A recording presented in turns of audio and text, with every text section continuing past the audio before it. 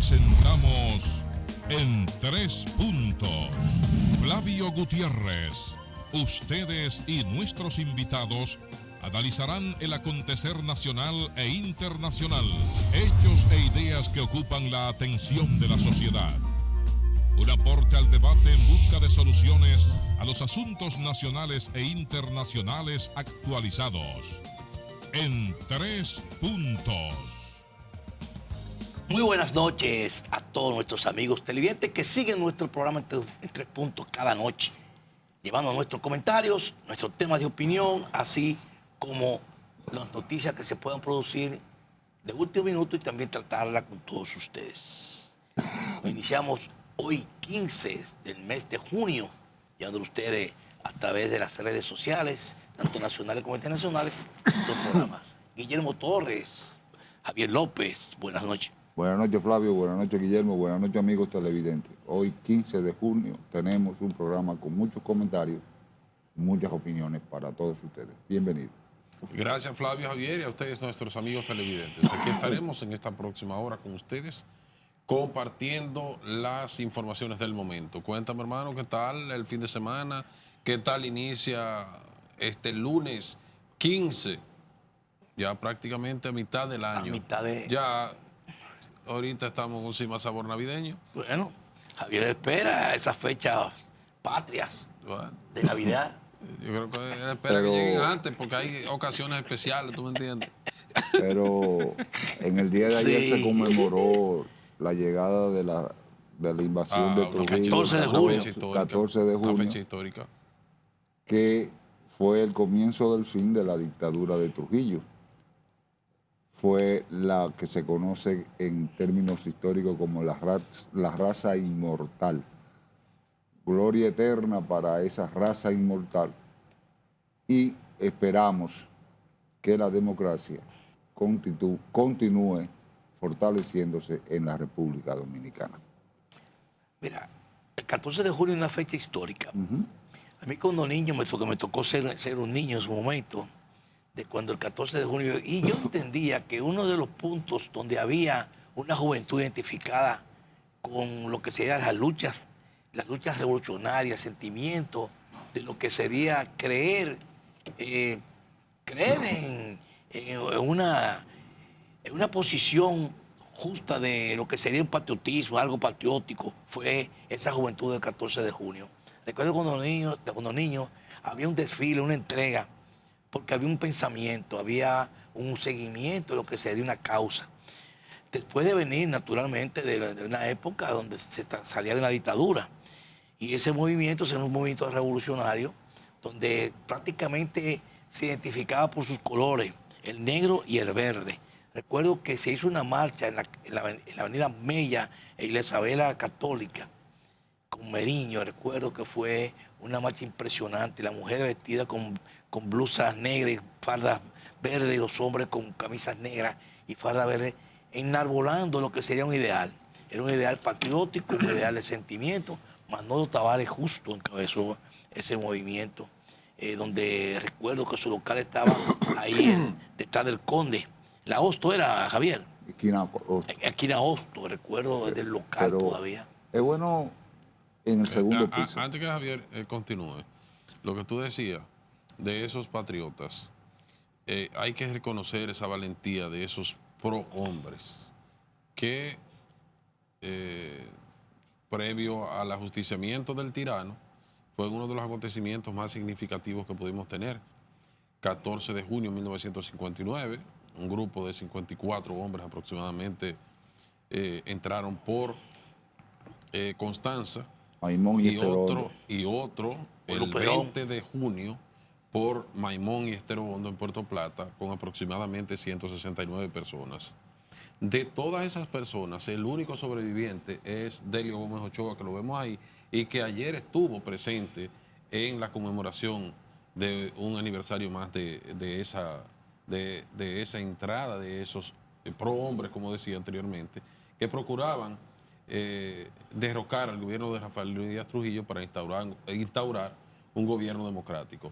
Delio Gómez Ochoa, quien hemos tenido la oportunidad y el privilegio de conocer y de conversar con él, es una persona que se le ha dado el lugar en términos de reconocimientos acá en el país, un cubano, pero que se le puede decir que es dominicano como el que más, una persona que luchó para instaurar la democracia en nuestro país.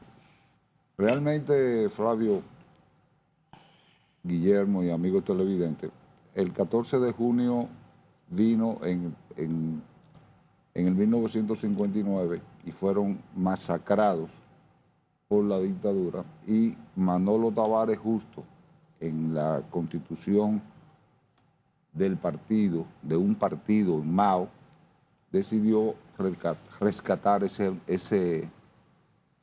fecha histórica, y por eso le puso a su movimiento el 14 de junio. Incluso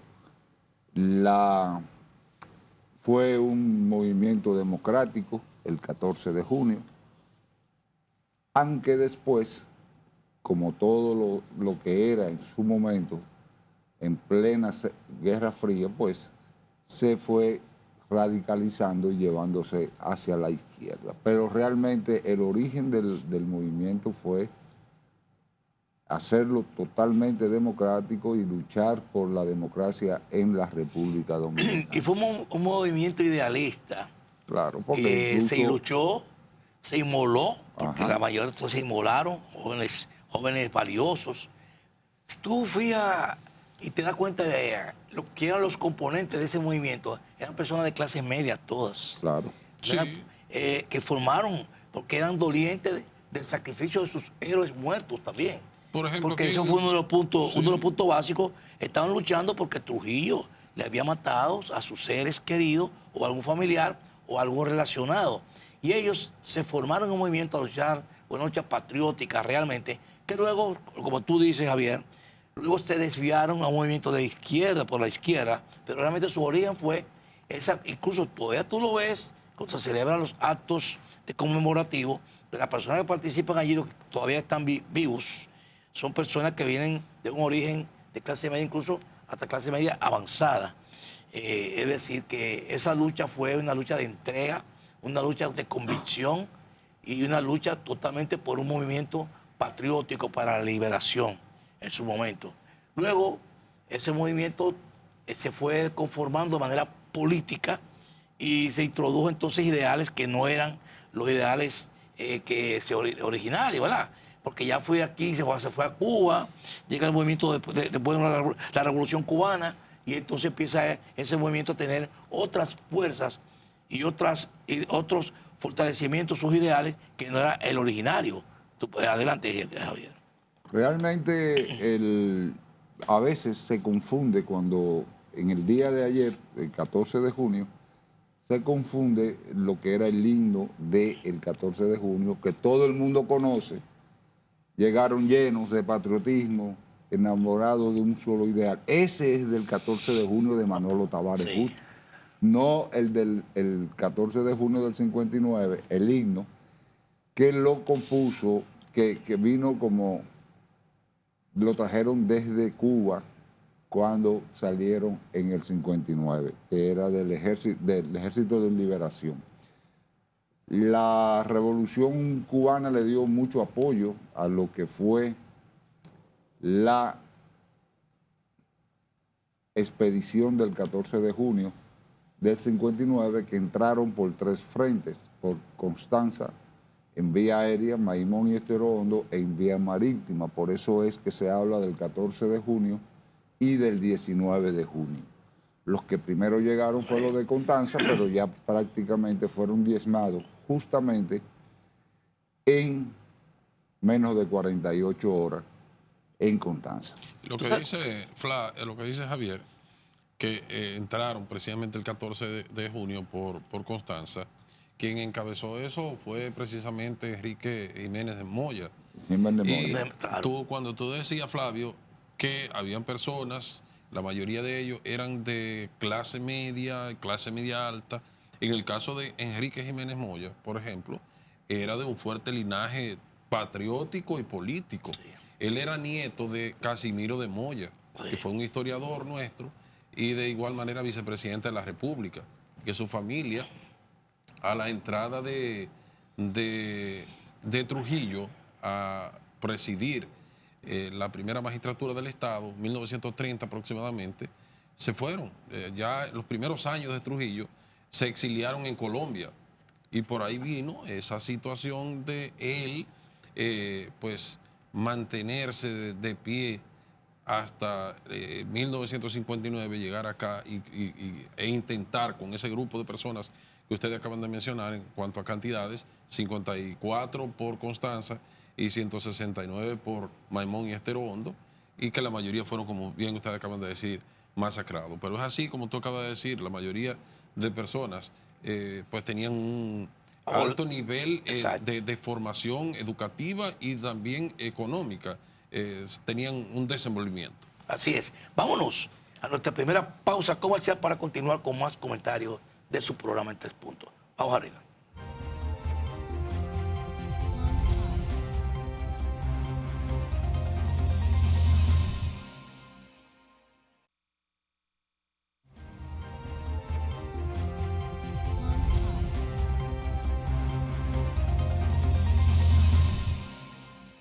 Bien, ya continuando con su programa en 3 puntos, vamos a brindar con un sabroso jugo de manzana de rica, donde saboreamos la calidad y lo que sería una calidad inigualable e invariable, como tienen todos los productos de rica.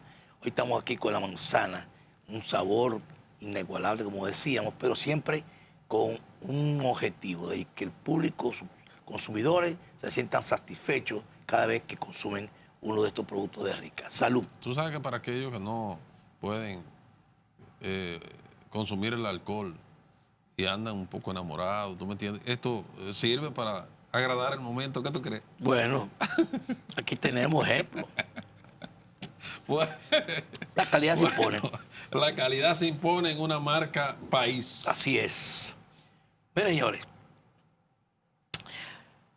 hay muchos comentarios en temas jurídicos con lo que fue la decisión del tribunal de primera en cuanto a lo que fue la condena o el llevar a juicio de fondo el caso del Jet Set con la familia Espaillat.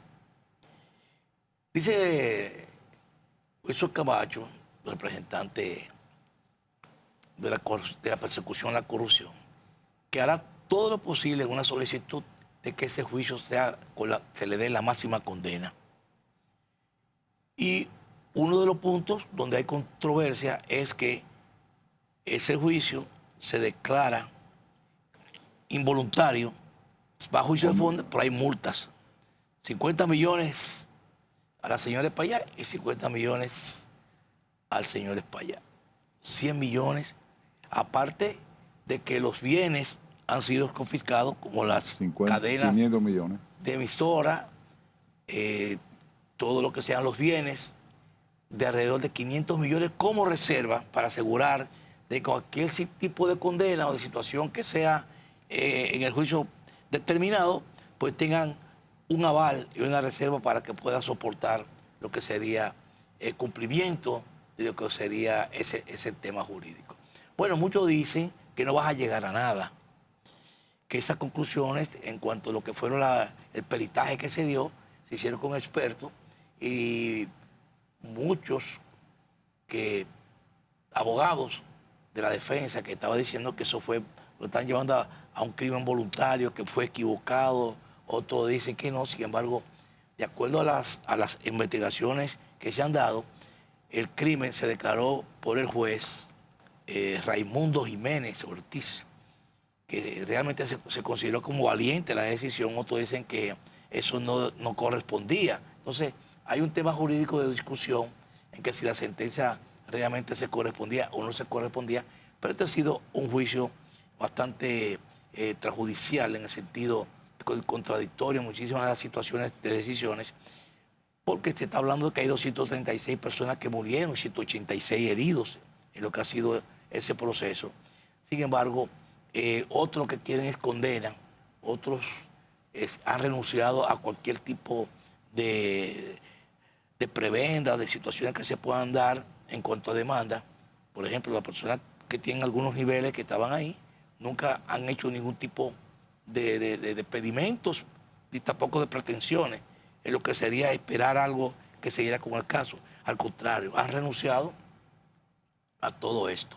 Sin embargo, hay otros que sí han hecho un movimiento que está conformado, organizado, que protestan cada aniversario de mes, lo recuerdan, y eso es un proceso que se está llevando para mantener latente una condena o lo que sería un juicio final de lo que ha sido este tema que tanto dolor ha causado a la familia dominicana en general, no importa que no sean de la familia o no sean, pero relacionados, amigos. El pueblo sintió, es una muerte que tuvo mucho peso, es una muerte, fue que realmente de esas personas que allí fallecieron, se sintió el país, y eso todavía sigue prácticamente en un limbo jurídico, porque todavía no se sabe en qué se va a terminar en ese juicio de fondo.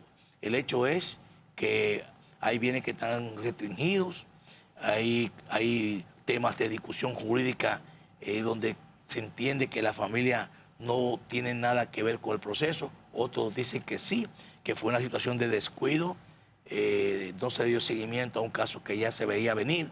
Es decir, que hay muchos temas ahí involucrados donde prácticamente habría que ver cuál va a ser el juicio de fondo y la determinación que se vaya de manera jurídica. El Ministerio Público está encima de esto, los fiscales también. Wilson tiene que revisarse porque los últimos casos que se han dado de justicia, todo lo que ha presentado la Fiscalía no ha tenido los resultados esperados y hay algún tipo de frustración sobre estos temas. Vamos a ver en qué va a parar esta situación del caso Yeset, pero es un caso muy doloroso, penoso, y realmente debería haber algunas conclusiones ya a casi cerca de un año. ¿Verdad? Bueno, el caso del Yeset es una situación que ha trascendido no solamente a la República Dominicana, sino a otros países. Hoy tuvimos la oportunidad de ver esa noticia corriendo por los medios internacionales, desde la BBC, entre otros. Y el país espera realmente que haya una respuesta conforme a lo que establecen las normas jurídicas.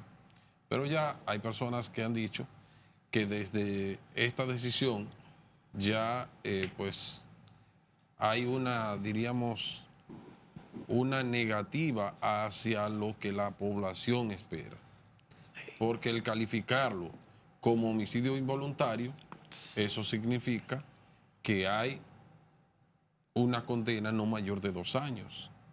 Y hay que rebajarle el tiempo que ellos tuvieron en prisión. Porque la medida de coerción, si no es consistente en prisión, no cuenta. Sin embargo, el juez ratificó las medidas que le tienen impuestas, que es impedimento de salida, entre otras, por considerar que la medida de la prisión es la excepción y las demás son las reglas. Por considerar también que ellos tienen el arraigo para no rehuir al proceso. Y ahí entra lo que muchos juristas y otros que no son juristas dicen, que la justicia le beneficia al que tiene dinero y al pobre. Ya vemos los resultados en los tribunales. Cada vez que una persona cae presa hasta por robarse un salami, lo mandan para la Victoria, o lo mandan, bueno, ya para la Victoria no están enviando, pero lo enviaban, a Najayo, y así sucesivamente. De manera que este envío a juicio de fondo, con esta calificación de homicidio involuntario, pues más de 2 años no estarían presos. Si así en el juicio de fondo se determina que esa es la calificación. Y ahí vemos al Ministerio Público diciendo que va a buscar el máximo de la pena, pero si el máximo de la pena son 2 años, imagínense, ya no hay mucho que buscar ahí. Lamentablemente, 236 personas fallecidas por la negligencia, que eso es lo que se ha determinado, que no hay que ser científico para decirlo, con todas las declaraciones que hemos visto de las personas que trabajaban ahí, todo el historial que hemos visto en el expediente, no hay duda de que eso fue una negligencia por parte de los propietarios de este establecimiento comercial por no hacer las inversiones necesarias en términos económicos y confiar en que eso no se iba a caer. Y lamentablemente la física no se equivoca. Y ahí vemos los resultados con esos sobrepesos que hay ahí, que en el famoso juicio de fondo se podrá determinar, entre comillas, pero no hay duda de que no hay que ser científico ni ingeniero estructuralista para determinar eso. Sin embargo, también por la reserva que hace y la autorización que da el juez de 500 millones de pesos, ¿tú sabes cuánto le van a dar en caso de encontrarlo culpable a cada persona afectada? Cerca de 2 millones de pesos. Es que ya se lo han dado, Javier. Bueno, Sí. estamos hablando de la condena. Sí, ya hay negociaciones. Recuerda que yo le decía Sí. que había muchos que habían de alto nivel, habían renunciado Ha renunciado. a lo que sería cualquier pretensiones de lo que pudiera ser una demanda. La mayor una cantidad, situación, Flavio. La mayoría son. Y le han dado desde 1 millón Claro. de pesos, Ah, desde no, 1.500.000 y así sucesivamente. De eso, la mayoría. Y lo han confirmado los abogados de la defensa de los Espaillat, que con la mayoría han llegado a acuerdos. Claro, pero entonces una persona, 2 millones de pesos, por lo que reservó el juez. O Lamentablemente, autorizó sí. o autorizó. Lamentablemente, O sea, Javier, lo que pasa son es que- cantidades Sí. píficas. No, lo que pasa es que en materia Que eso es lo que dice la ley, Guillermo. Exacto, la ley. Estamos no tiene hablando de que mayores- eso dice la ley, entonces son cantidades píficas que le van a dar a cada afectado en caso de que se encuentren los Sí. acusados culpables. Y De que lo lo que le llaman- económico jamás puede reparar la vida de una persona. Claro, Los claro. querellantes 42, 52 son los querellantes, lo que están, que lo que tú dices, se puede manejar dándole algún dinerito que muchos esperan, otros se lo han dado, otros no se lo han dado, quizás, Otros no lo han aceptado. otros no lo han Otros no lo aceptado. han aceptado. O sea, ahí hay muchas cosas. Vámonos a nuestra segunda pausa comercial para continuar. Así mismo.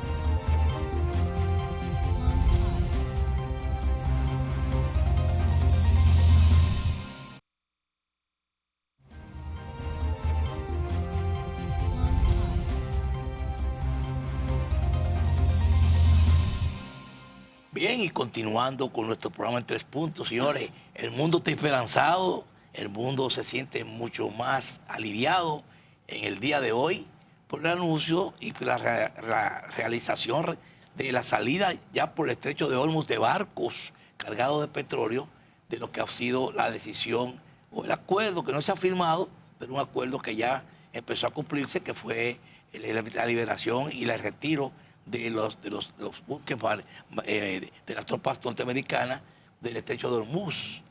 Empezaron las caídas del precio del petróleo, 5%, 80, 82, 83 el Brent y 83 el Texas W. Eso significa interesante para los mercados internacionales, como también empezaron las alzas en las bolsas de Tokio, en Hong Kong, y todas esas bolsas empezaron a subir y las acciones empezaron también a subir. Elon Musk ganó un dineral. Sus acciones subieron por encima de lo estimado. Es decir, que realmente con solamente esa apertura ya el mundo se siente un poco más liberado. Trump, satisfecho en sus 80 años de cumplimiento, porque se dio en su fecha de cumpleaños, realmente el acuerdo se va a firmar el 19 en Ginebra, viernes. Suiza, el viernes. Se va a hacer en Europa, un país totalmente neutral para poder hacer lo que sería la operación. Ahora, si tú te preguntas, ¿quién ganó la guerra en lo que fueron los 60 días? Es uno de los puntos que se te pregunta.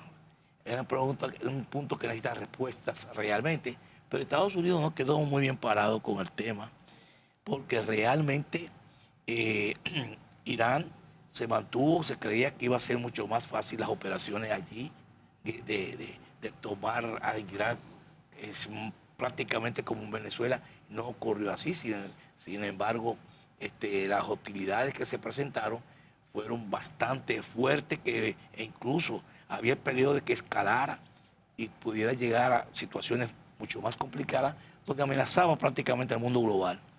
La decisión todo el mundo la celebra porque se notó que había una situación de incertidumbre global, precisamente por la situación del estrecho de Hormuz.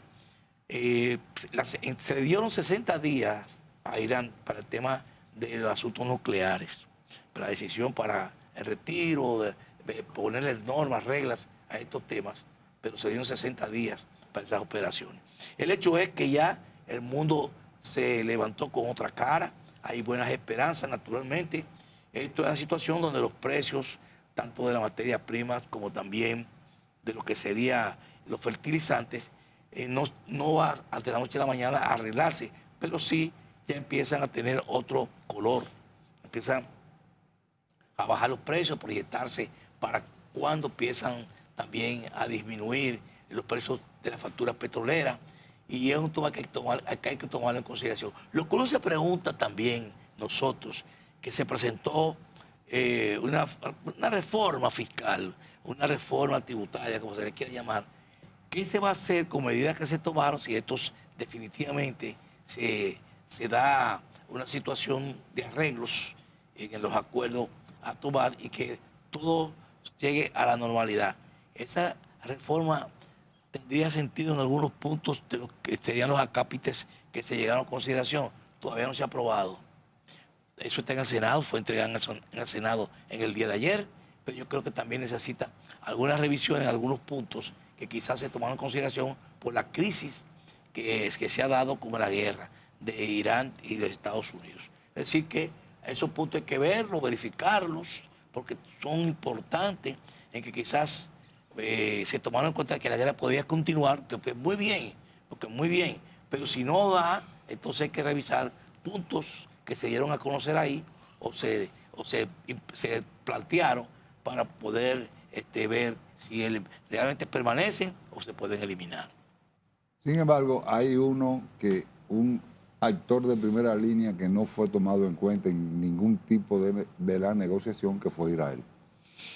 Hoy Netanyahu continúa con su política de exterminio y de desalojo ilegal del sur del Líbano, y él dice que no se retira.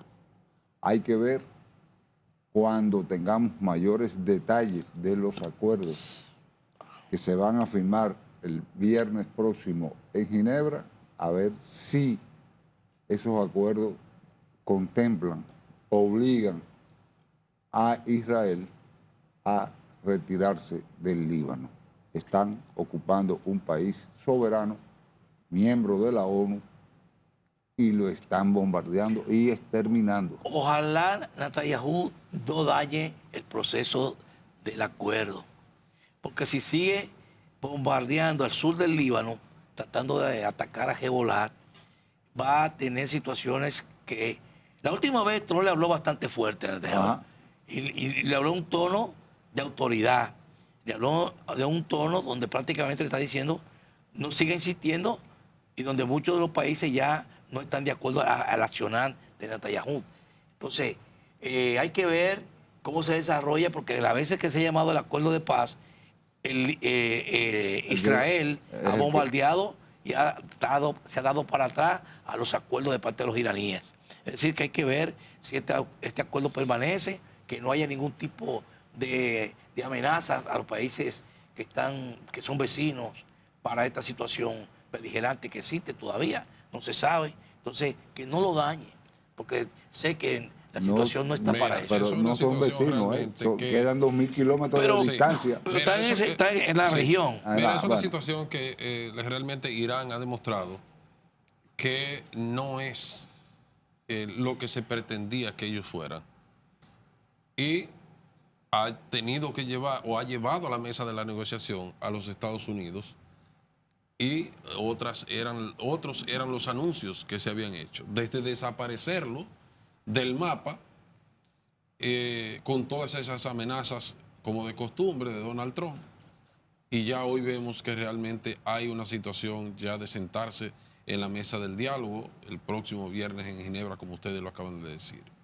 Vamos a ver aparte cuáles son los detalles, si se dan a conocer, de esas negociaciones y las implicaciones que este posible acuerdo puede tener, lo que impactaría de manera positiva en el mundo y lógicamente en nuestro país, cuando estimamos que el precio del petróleo pues se reduciría, porque en los últimos tiempos no ha impactado de manera negativa los bolsillos de todos los dominicanos, hablando de la República Dominicana, con las alzas de los precios. Chin a chin, como se dice popularmente, pero está sobre los 300 pesos y eso es insostenible para muchas familias. De manera que precisamente que se pueda seguir reduciendo. El ministro de Industria y Comercio, Yayo Lobatón, dio a conocer que se va a hacer una revisión de la ley de hidrocarburos, precisamente para la República Dominicana, que no que esté bajando, que esté subiendo, sino que va a ser una ley ya ponderada, ya que nosotros somos productores de petróleo y necesitamos tener un régimen de reglamentación. Que no somos. Que no somos productores de petróleo. Entonces se está haciendo, como se pretende hacer, una ley de hidrocarburos. Esto es importante porque ahí encierra una serie de situaciones, que el transporte, que los precios del petróleo, que la gasolinera. Entonces hay una distribución de esos ingresos que realmente a veces se cuestionan.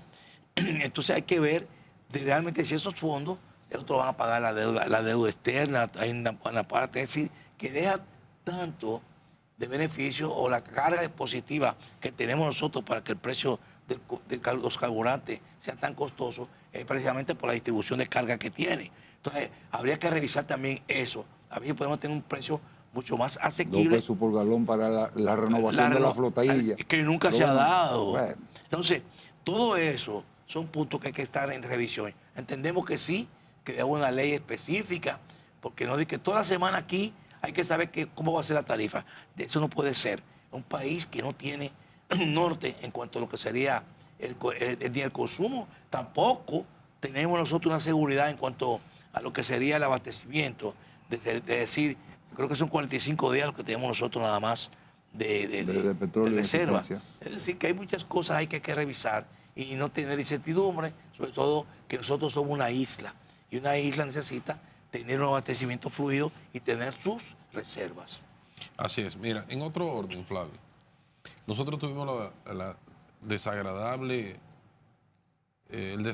momento de ver el pasado sábado en la ciudad de La Vega, específicamente en uno de los sectores populares de allí, donde la Policía Nacional, en horas de la tarde, aproximadamente a las 3 de la tarde, ultimó, de acuerdo a lo que se ve en un video, a una persona a quien se le acusa presuntamente de haber cometido actos delictivos y que era supuestamente activamente buscado, como utilizan el término. Eso ha creado una ola de críticas en las redes sociales, que es un medio donde las personas se reaccionan de inmediato, porque ya esto se ha convertido en los últimos tiempos en algo de costumbre de la Policía Nacional. Y que si no existiese, ahí vemos, mírenlo ahí vemos cuando el video, cuando él levanta las manos para entregarse a la policía, y la policía entra y le dispara y lo asesina. Yo no entiendo por qué le dan tantas vueltas a la Policía Nacional cuando se le pregunta de este caso, que el Departamento de Asuntos Internos de la institución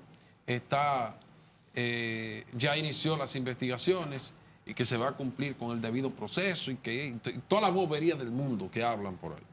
Y en la práctica realmente hacen otra cosa cuando no se trata de una ejecución de la Policía Nacional. Cuando se trata de cualquier situación sencilla que comete cualquier ser humano, no, ellos de inmediato, o sencilla o no sencilla, grave o no grave, de inmediato ellos hacen una rueda de prensa y dan de una vez los resultados antes de que se hagan, de que se determine a través de una investigación profunda. Pero para esto no. Para esto la policía es juez y parte con la Dirección de Asuntos Internos y el Ministerio Público. ¿Cuál es el historial? El Ministerio Público es supuestamente ¿quién? de que el que lo está supervisando. ¿Pero ¿Cuál es- supervisando qué? cuál es- Cuando el Ministerio pero Público sí. que debe de iniciar el proceso. ¿Cuál es el historial de ese muchacho? Mira, el historial yo no sé si es serio, si es un delincuente o es lo que sea, pero hay que respetarle el derecho a la vida consagrado en la Constitución de la República y someterlo a la acción de la justicia si cometió el hecho que sea. Si él levantó la mano para entregarse, la policía debe de respetarle sus derechos. Y si no existiera esas cámaras que salieron a la luz pública, dicen que fue un enfrentamiento a tiro y que él andaba fuertemente armado. Porque esa es la costumbre de la Policía Nacional. Nosotros esperamos que de la misma manera que se publican los delincuentes, que la Policía Nacional lo hace, que publiquen también a esos delincuentes de la Policía Nacional que lo mataron de una forma inmisericordia, independientemente de que fuese Se ladrón está o pidiendo no. corte, dijo Guillermo. Vamos arriba.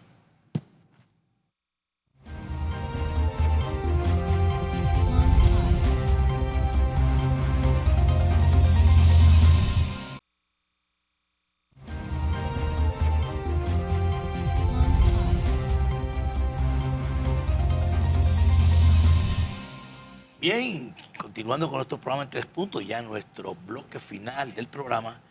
Pues, mire, señores, las noticias son interesantes. Hoy lunes abrimos con noticias interesantes. Las remesas de enero a mayo han estado en 5,4%, han aumentado. 5.000 millones hemos recibido producto de lo que ha sido los envíos que tienen estos ciudadanos dominicanos residentes en el exterior. Interesantísimo. Eso da un soporte muy interesante a la economía dominicana, esas reservas en dólares, pero también el dólar bajó 17 puntos en el día de hoy. También eso es interesante, un dólar realmente que se necesita que esté en las condiciones de baja. También eso ayuda al bolsillo dominicano en el sentido, si estamos pagando precios, factura petrolera cara y tenemos otros compromisos caros, naturalmente al sector exportador no es bueno, porque las exportaciones se sienten cuando el dólar baja, el sector exportador no les cae bien eso, naturalmente. Pero para fines también de negocio, de la economía dominicana, pues tener un dólar que se mantenga en los niveles que se necesitan, también es interesante para mantener la macroeconomía, que es una parte fundamental en el desarrollo de los países. Tú lo dices por los inventarios, ¿verdad? Claro, ¿no? Y por los inventarios, claro que sí. Me refiero a los importadores. A los importadores, pero los exportadores, todo lo contrario. De afecta. Que necesitan una factura petrolera, una factura de venta mucho más significativa por los ingresos que recibe. Así que es inversamente promocional, pero realmente es el sector. Hay algunos que le benefician y otros que le perjudican. Le perjudica. Dependiendo el tipo de negocio. El sector que tú estés. Exactamente. Es correcto. Es complejo. Pero el que es importador y exportador le conviene porque compensa lo que sería el cambio de moneda. Esa es la realidad. Está estable y eso es una buena noticia para la diáspora. Digo, para todo lo que es los agentes económicos, que el dólar se mantenga con esa estabilidad que se ha mantenido hasta el día de hoy. Felicitamos a las autoridades del Banco Central por su buena labor que están llevando en este momento a nivel cambiario. Así es. Bueno, Flavio, vemos los partidos políticos tirándose a las cajas y los cajones ya en un año que no es preelectoral todavía, en lo que tiene que ver con la conquista de los votos y de los dirigentes. Las renuncias, por un lado, las juramentaciones por otros, ahora están en competencia. El partido oficialista, de igual manera también, en competencia con aquellos que se van y aquellos que llegan. La Fuerza del Pueblo por igual, Partido de la Liberación por igual. Y no hay duda que el Partido de la Liberación Dominicana, con la salida de Gonzalo Castillo, con el anuncio de la figura de Gonzalo Castillo como candidato, los ha fortalecido. Pero indudablemente que lo que vemos en cuanto a las opiniones de politólogos, de especialistas en el área, dicen que la división que mantienen los partidos de oposición, que no hay una posible conforme a lo que se ve hasta el momento, alianza o acuerdos entre esos partidos principales de la oposición, eso fortalece al partido oficialista. Y siempre nosotros hemos puesto como ejemplo aquella imagen que se utiliza mucho en las dinámicas de grupo, de los burritos amarrados con dos sogas, que la hierba de un lado y la hierba del otro, y ellos no le pueden llegar los dos cada uno a la hierba, y están entonces alando cada quien para su lado y no logran ninguno de los objetivos, hasta que luego llegan a pensar, analizar qué van a hacer, y los dos van a un lado y después vuelven al otro, y ahí entonces quedan satisfechos y resuelven sus problemas. Pero eso no lo vemos todavía en los partidos de oposición, la posibilidad de que se sienten en la mesa de la negociación a los fines de llegar a un acuerdo y de pensar. Mientras eso continúa, pues lamentablemente el partido oficialista se fortalece, independientemente de los puntos que hemos visto en las mediciones que se han hecho, que ha bajado, fruto de situaciones naturales como es el desgaste en el poder, entre otras situaciones también. Así es.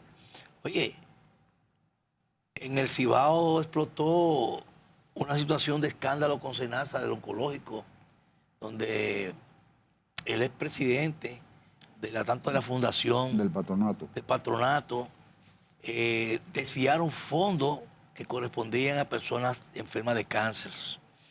18 meses se solicitó de casamiento preventivo, de medida de coerción, para 3 involucrados, Dolores, la esposa, y otras personas más que manejaban la fundación y también el centro oncológico. Entonces tú dices que es un abuso lo que se ha hecho, hacían doble facturaciones, desviaban los fondos que iban para la compra de medicamentos,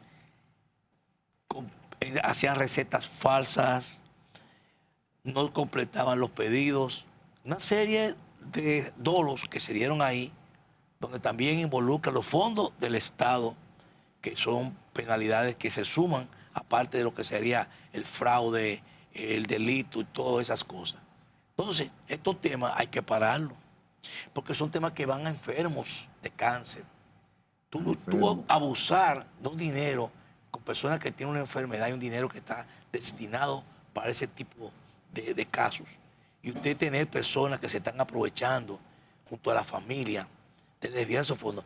Una persona que estaba del 2010 en el cargo y siempre tenía algunas objeciones para mantenerse hasta el 2025, el señor Lora, que fue el presidente del patronato. Óyeme, porque no quería soltar, porque sabe que si las situaciones que estaban allí dentro, si iban a proceso investigativo, iba a pasar lo que está pasando en el caso de la justicia, que hoy día lo está apresando. Bueno, pues este tema debe tener definiciones que no sean como otros casos. Todavía el caso Senasa de aquí, hay presos involucrados y presos de mucho abolengo. Entonces ahora se suma este tema de Santiago, que también es otro abuso contra estos enfermos, que no debe quedar impune. Hay que actuar con justicia y sobre todo hacerlo de una manera bien definida para que no haya dudas en lo que sería cualquier tipo de condena. Así terminamos nosotros la noche de hoy. Mañana estaremos en otra entrega más de nuestro programa En 3 Puntos. El tema y el tiempo son radicales en televisión, y así que proseguimos mañana, Javier y Guillermo. Y la UAS el miércoles con elecciones. Así es. De las autoridades. Hasta mañana. Buenas noches. 3 puntos. Flavio Gutiérrez. Ustedes y nuestros invitados analizarán el acontecer nacional e internacional, hechos e ideas que ocupan la atención de la sociedad. Un aporte al debate en busca de soluciones a los asuntos nacionales e internacionales actualizados. En 3